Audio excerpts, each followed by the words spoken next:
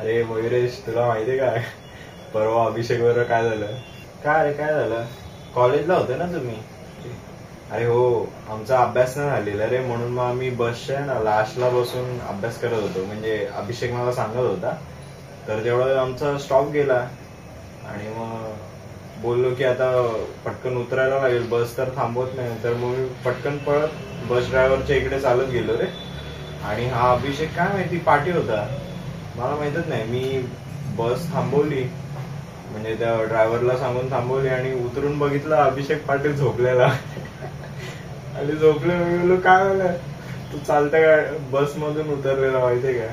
अहो फुल लंगडत लंगडत अख्खा एक्झाम दिली तरी.